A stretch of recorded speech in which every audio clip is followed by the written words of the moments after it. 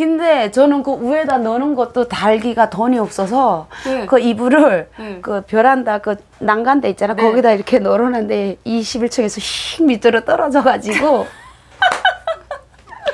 그래서 네, 그 다시 올라서 또 다시 빨았어요. 근데 그것도 비누가 아깝다고 네. 그냥 맹물에 한번 헹궈가지고 진짜 자린고비다. 내 집이 생겼고 이제 내 가정제품이 하나하나 생기는 게 아, 내가 대한민국 오길 잘했다. 뿌듯했어요, 저는. 한국에서 이제 일자리 제일 찾았을 때 제일 힘들었던 점이 뭔지 아세요? 한국 사람들이 살살살살살 말해요. 김밥 한 줄에 무슨 거 한 줄 이렇게 살살살살 말해요. 맞아요. 이게 내게 안 들리는 거예요. 우리는 여보세요, 다시 한 번만 말씀해줘요. 여보세요, 김밥집이 유명한 집이거든요. 진영. 이 세 개 본점이 진영에 다 있거든요. 사람이 바글바글 왔는데 내가 너무 못 들으니까 너무 속상한 거 스트레스를 받는 거예요. 하고 김밥 메뉴가 이 집에는 한 70몇 개가 돼가지고 그걸 내가 일주일 만에 다 암기를 해야 돼요. 네. 그 스트레스에 그 전화에 한쪽으로 김밥 도와줄래? 정신에 그러니까 일주일 만에 그냥 썩후가 들어가는 거예요. 여름에 더워서 밤새 난 턱걸이 입고 지금 출근을 했어요. 아픈 것도. 네. 다음날 아침에 눈이 막 이렇게 팅팅 붓는 거예요. 밥은 안 먹고 술로 그냥 버텼거든요. 힘든 거를. 새벽까지 일하고 아침 이제 9시에 교대 시간이거든요. 나가다가 이제 일단은 기절했겠죠? 그러니까 눈을 떠보니까 병원인 거예요. 이제 여기 얼음팩으로 완전 이렇게 얼음을 치장해 놨더라고요. 나는 추운데 떼지를 않는 거예요. 왜 그러니까 열이 니 지금 42도야. 그냥 니 죽을 뻔했어. 이러는 거야.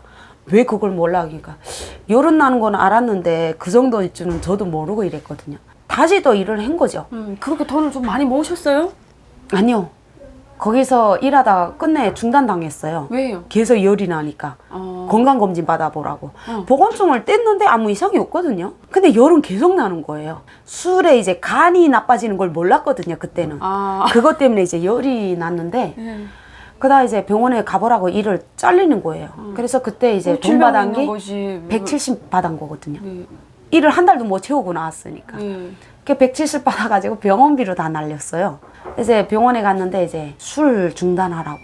근데 그때 몸무게가 42kg. 너무 말랐네. 말란 게 아니고 영양실조였어요. 그러니까 한국에서 영양실조는 말이 안 된다 이러는 거예요. 그 다음에 여기서도 탈락, 여기서도 아프대 하니까는 푹 주저앉게 되더라고요, 저는.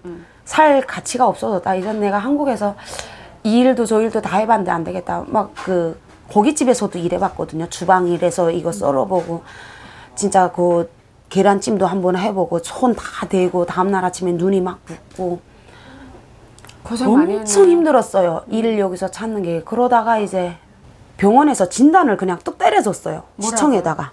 일을 절대 하지 말라고. 앉아서 하는 일, 서서 하는 일, 엎드려서 하는 일을 절대 하자. 그냥 쓰러지는 거예요. 이렇게 앉아만 있으면 빈혈이 와서 스떡 쓰러지고 그냥 온몸이 계속 넘어지거든요. 딱 무슨 온몸에 병이 있는 사람처럼. 그러니까 앉았다 턱 일어나면 이렇게 앞이 새까매지면서 그냥 부딪히는 거예요. 급성 계속. 빈혈 같은 게. 네, 맞아요. 그러니까 영양실조의 급성 그거로 돼가지고. 그래서 진단을 내가 시청에다 바로 줬어요. 그러니까 나오더라고요, 시청에서. 원래 수급비 50 나오는데 바로 90 얼마가 나오는 거예요. 갑자기 금액이 바뀌어지더라고요. 그래서 그걸 받다가 내 나이에 이제 수급비로 받는다는 게 좀 창피하더라고요. 낮에는 멀쩡하게 돌아다니는데 몸은 아픈데 멀쩡하게 내가 돌아다니는 게 좀 쪽팔리더라고요, 처음에는. 그다음에 이러다가는 안 되겠다 싶어가지고 이제 그 수급비 50만 원 가지고 장사를 뛰어든 거죠. 짝태도 받아보고 이제 인조고기도 막. 근데 손이 없으니까 여기 한국에서 파는 동생한테서 이제 그거를 받은 거죠, 조금씩. 2달 정도 됐는데 여름에 이제 택배 나가니까 다음날 도착 못하니까 곰팡이가 가는 거예요. 돈이 완전 마이너스 거꾸로 먹었어요. 환불을 하니까 다. 빚더미에 또 앉았는데 그 50만 원이 대한민국에서 빌리자니까 참 힘들더라고요.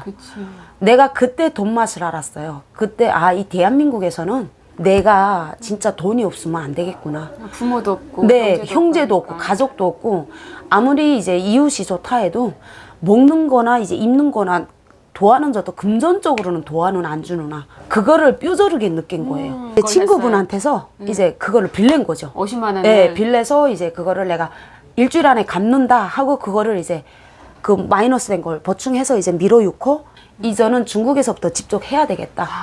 그래서 중국 손을 잡아서 이제 장사를 늘려가다가 저희 신랑이랑 연애를 해서 저희는 이제 아까도 보다시피 저는 시어머니 보고 그냥 엄마라고도 하더라고요. 전 사실 그 스토리를 듣기 전에는 친엄마인 줄 알았어요. 저 사실 온 가족이 다 온 사람들이 있잖아요. 네, 맞아요. 엄마라고 해서 네. 아, 온 가족이 다 왔구나. 나 스토리 시작하기 전에 네. 그렇게 생각을 했습니다. 저희 시어머니였거든요. 네. 네. 그럼 엄마 이렇게도 부르거든요. 엄마 아빠가 벙어리니까 이제 못 배우네 이런 소리 많이 듣는데 맞아요. 저 못 배운 거 맞거든요. 이제 배우면 돼요. 못 배운 거 맞는데 대신 앉을 자리 설 자리는 알거든요. 그래서 항상 이제 어떤 분들은 좀 무식한 거 이런 소리 듣는데 무식하지 않아요. 나도 생각할 줄 알고 다 하는데 이제 신랑이랑 연애도 하고 이제 결혼까지 딱 가니까 하나원 선생님이 전화가 왔어요. 네가 결혼을 한다고? 그러니까 내가 그 정도로 망난이었거든요. 네. 진짜로. 정착을 이렇게 할 줄 몰랐나 봐요. 한 달에 생활비 7만 원 주잖아요. 하나원에서. 네. 그거 애들 다 간식 싸줬어요. 안 모았어요, 저는. 남들은 모으고 전화하고 한다는데 이제 진짜 다 놀래요. 애들이 100%다 180도 사람이 저렇게도 변하누나. 이 정도로 제가 진짜 망난이었고 다 깔아뭉기는 성격이었어요. 원래 사람은 이렇게 자꾸 바뀌면서 나이 들수록 조금씩 좀 눌러지면서 바뀌긴 합니다. 근데 그게 가끔씩 태나오더라고요. 아직도. 그래. 자기 기본적인 가지고 있는 본성은 네, 그거는 바뀌지 않으니까요. 네, 맞아요. 그러면 사장님 이 가게를 뭐 갑자기 어떻게 해가지고 오픈해야 되겠다, 내가 사장이 돼야 되겠다, 내가 사업을 해야 되겠다라고 생각했던 무슨 계기가 계기요? 있나요? 계기는 없었어요. 그냥 택배로 처음엔 하다가 누가 날 신고를 했어요. 임신 우리 애기 3개월 차 뱃속에 3개월 차인데 이제 한 분이 저를 신고를 했어요. 네, 무슨 이유로요? 그러니까 택배로 나가는 게 북한 식품인데 사업자 없이 그때는 내가 사업자 이런 걸 몰랐어요. 금방 네. 1년 넘었을 때니까 사업을 어떻게 해야 되는지 이걸 모르고 그냥 택배로만 하댔는데 신고를 해서 이제 충북에서 전화가 온 거예요. 네. 경찰서에서 이렇게 신고를 당했는데 조사를 받자. 근데 저는 경찰서라는 데도 또 처음이었거든요. 근데 제가 어릴 때 꿈이 경찰이 꿈이었어요. 경찰서 가보는 것도 꿈이었어요. 그러니까 꿈속에 한 가지 그게 로망이었거든요. 그렇죠. 근데 진짜로 경찰서에서 전화가 왔을 줄은 몰랐어요. 무슨 법을 위반했길래? 저희 형님이랑 어머님이 같이 갔어요. 신고를 당한 게 손가락 과자랑 인조고기. 이 두 가지가 신고가 됐는데 왜요? 손가락 과자 겉에 하얀 게 묻은 게 마약인 줄 알고 진짜요? 그걸 신고가 당한 거예요. 근데 우리가 북한에서 사 먹어봤던 사람들은 마약이라고 그게 생각하나? 북한 사람이 아닌 거겠죠? 아, 결국은. 그러네요. 네. 근데 북한 사람이라고 치도 그 사람은 북한 사람이었어요. 날 신고한 사람이. 아, 그래요? 사업자가 없이 하니까. 더 먹이셨네요. 사업자 네. 하고 했어야 되는데 일부러 그런 건 아니고 몰랐죠. 몰랐죠, 지금 그때는. 사업자 2개 있잖아요. 지금은 2개 가지고 하고 있고요. 겁나가지고. 그때 제가 물어봤어요. 내가 모르고 사업을 다녔으니까. 하려면, 네, 사업을 하면 어떻게 해야 돼요? 이걸 거절을 한다고 그러니까 사업자를 이렇게 해라. 경찰서에서 알려주는 거예요. 시행착오입니다. 네, 그래서 그걸 한 거고 벌금은 안 먹었고요. 네. 첫 그 실수기 때문에 이제 봐주는구나. 봐줬고 또 임신 3개월에 1년 차에 열심히 사는 거 보고 봐준다고 해가지고 이제 그게 나온 건데 경찰 가서 이제 죄송합니다 해야 되는데 저는 뭐라고 했어요? 뻣뻣했어요. 내가 왜 고소당해야 되는데요? 내가 뭘 잘못했는데요? 사업자요? 할 줄 몰라요. 내가 뭐 어떻게 세금을 내야 되는데요? 세금 내는 절차를 내가 어떻게 하는데 그냥 뽀닥이 식으로 나갔어요. 다 모른다. 그러니까 조사가 30분에 끝날 걸 2시간까지 늘어진 거예요. 네. 죄송합니다 하라고 우리 형님은 계속 손을 잡는데 왜 이래? 내가 뭘 잘못했는데? 네, 그냥 뽀닥이로 나간 거예요. 북한 스타일이지. 네, 너무 소리치니까 경찰서 밖에서 다 들여다보는 거예요. 잘못을 안 했는데 내가 어떻게 하나 살자고 살고 사람 왜 고소하는데 이게 뭐가 잘못됐는데 사업자 내면 될 거 아니야? 이제 마지막에는 이제 차근차근 이야기를 해줘서 아 그래요? 그럼 내 사업자 내리래도 바로 가서 낼게요. 그 사업자를 낸 계기가 그렇게 된 거죠. 네, 탈북민 여러분, 그냥 뭔가 물건을 팔고 싶거나 어디다 떼다가 팔고 싶으면 다음은 10만 원을 팔아도 그냥 팔면 불법이래요. 사업자 등록증이라는 것을 반드시 내고 해야 된다는 것을 네. 사실은 탈북민들이 누구도 가르쳐주지 않으면 몰라요. 몰라요. 그래서 저도 그때 금방 왔을 때 무슨 옷을 판다고 하길래 네. 아 거기다 그 옷 떼어가지고 인터넷에다 블로그에다 올려가지고 그냥 팔아야지 하니까 그럼 그 불법이래. 왜? 그랬더니 내가 옷 예쁜 거 내 스타일대로 뽑아가지고 와서 파는데 왜 불법이 하니까 같이 사는 신랑이 사업자 등록증을 반드시 내야지 누군가 걸리면 맞아요. 오히려 번 돈보다 더 개원해야 돼. 맞아요. 그러니까 우리는 이런 교육을 어릴 적부터 받지 않았기 네, 때문에 맞아요. 모르는 건 정상이고 그렇게 알면서 하나하나 네. 수정해 나가는 그리고 겁니다. 또 이제 사업자도 함부로 뭐 막 내는 것도 아니더라고요. 나처럼 이제 세관 오는 건 무역 그거 사업자가 있어야 되고 이제 수입 그 사업자가 무조건 있어야 되는 거더라고요. 또 식품업 같은 경우는 네. 무슨 뭐 이렇게 건강 네, 그런 제조. 것도 그래서 하잖아요. 이제 건어물 같은 거는 건어물 사업자가 따로 있어야 되고 수입 그거 무역에 한 대 묶어야 되고 이제 식당 같은 경우는 제가 제조하는 그 교육도 받아야 되고 수료증 전부 다 있어야 돼요. 맞습니다. 그래서 지금 보다시피 저게 3개가 다 걸려 있는 거예요. 그래서 사업자가 3개씩이나 네. 있냐. 사업자 등록증이 혼이 났는지 식당에 들어오니까 사업자 근데 등록증이 너무 많아가지고 뭔가 세금도 장난 잘 봤습니다. 본 세금도 장난 아니고 보험도 장난 아니고 직원분들 4대 보험 월급 장난 아닙니다. 그지 됐어요. 그래도 이런 겁니다. 대한민국에 와서 탈북민들이 사업을 하면서 국민의 4대 의무를 수행하는 것 중에 납세 의무가 있거든요. 네, 맞아요. 돈을 벌어서 세금을 잘 내는 것도 한국 사회에 이바지하는 거고 우리가 정착의 첫걸음의 시작이라고 내가 생각해요. 받았으니까 그니까요. 국정원에서랑 이제 하나원에서랑 이제 집도 받았잖아요. 대한민국 국민들이 세금 낸 돈으로 내가 받았으니까 이제부터 이거는 내가 내는 거죠. 거죠. 저희 딸한테도 그래요. 이제 조그만 때부터 착하게 살아서 이제 배고픈 사람들한테 나눠주자. 네, 그래서 이제 우리 라이 앞으로도 이제 후원하는 거 있고 저희 신랑하고 나 같이 후원하는 것도 있고 첫 발을 떼게 한 게 대한민국이잖아요. 네. 저희 신랑 뭐 그래? 나 이제 3살이야. 이게 대한민국 3년 차라는 거거든요.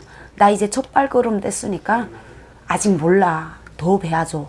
모르는 것도 알려줘. 그러니까 지금 저희 가게도 지금 하나하나 이거 음식을 개발하거든요. 하나하나. 몰라요, 아직도. 아우, 3년 만에 이 가게를 차렸다 하는데 쉽지 않죠. 쉽지 않지만 저도 이제 신랑이 옆에서 좀 도와주고 도와줘서 가능한 저도 이제 주변에서 이제 많이 이제 인천도 가서 먹어봤고 평택도 가서 먹어봤고 수원도 가서 먹어보고 많이 관찰하고 이제 가게를 오픈을 한 거죠. 가게 오픈하기 전에 이제 택배를 하면서 이제 저희 신랑이 이제 임신까지 하고 있는데 택배하는 게 너무 안쓰러우니까 이제 가게는 아직까지 생각 안 하고 택배를 하는데 이제 임신해가지고 우리 애 라이가 미숙아에 태어났거든요. 네, 네. 이제 아기 낳다가 이제 수술 제왕절개를 했는데 배 안에 피가 터져가지고 이 자리를 못 찾는 거예요, 의사가. 그래서 한 2시간 넘게 수술을 했거든요. 그리고 혼혈을 받았어요, 3일 동안. 수치가 7로 떨어져가지고 혼혈을 받아가지고 그 수술할 당시만 핸드폰 못 받고 나서부터도 계속 장사를 이어했어요. 참 열심히 살았네요. 네. 저도 뭐 잘하는 것도 없고 하지만 대한민국에서는 열심히 살면 대한민국 국민들보다 우리 북한 사람들도 그 못지않게 따라갈 수 있다는 걸 알았어요. 그러니까 이 3년 차밖에 안 되는 네. 이 철금 씨가 그것을 깨우치고 이 가게를 오픈해가지고 지금 직원이 3명? 네. 네, 3명 두고 있는. 둘에다가 이제 알바생 1명. 네, 이렇게 해서 3명이 있던데 밖에 이렇게 두고 이 식당을 운영해 나가는 거 보면 정말 대견하게 느껴집니다. 그러니까 각자가 하는 일이 다 달라요. 네. 하지만 반드시 어떤 일을 하든 간에 국민의 4대 의무에 속하는 납세 의무만 철저하게 잘 지킨다면 그것은 정착 잘하고 있다는 그런 증거인 것 같고 벌써 돈을 벌어도 3명이 일자리 창출한 거잖아요. 전 제 먹만 하는 거지 누구의 일자리를 창출해주는 일은 못 하거든요. 그리고 돈 모으는 것도 그것도 하나의 노력이에요. 맞아요. 돈 버는 게 다가 아니더라고요. 맞습니다. 적금. 저는 적금으로 모든 걸 했어요. 이 가게까지. 자, 오늘 우리 철금 씨랑 함께 아리랑이라는 식당, 김해 장위에 있는 식당에 와서 이렇게 영상을 찍는 시간을 가졌는데요.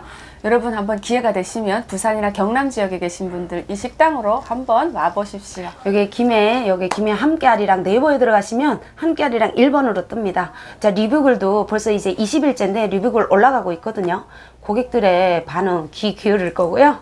언제든지 오세요. 네, 시청자 여러분 오늘 또 이렇게 우리 철금 씨의 스토리, 대한민국 입국해서 정착기까지 쭉 들어보는 시간을 가졌습니다. 네, 안녕하세요. 네네. 반갑습니다. 안녕하세요. 감사합니다. 아, 네네. 안녕하세요. 아유, 우리 어머님도 오늘 우리 어머니 생일이라서 지금 여기로 오시면 돼요. 괜찮아. 여기에 잠깐 하시면 근데 나는 된장국. 잠시만요. 제가 저거 마저 하고 나올게요. 하세요. 네. 오시느라고 수고했어요. 같이 일 도와주시는 분인가 봐요. 아, 언니요? 주말마다 한 번씩. 이거 딸이에요? 예, 그 사장님 딸. 몇 살이에요? 그게 지금 반짝거리는 이게 궁금하구나. 그러니까 안 돼요. 너의 시점에서 바라보는 나 떨어뜨리면 안 되는데.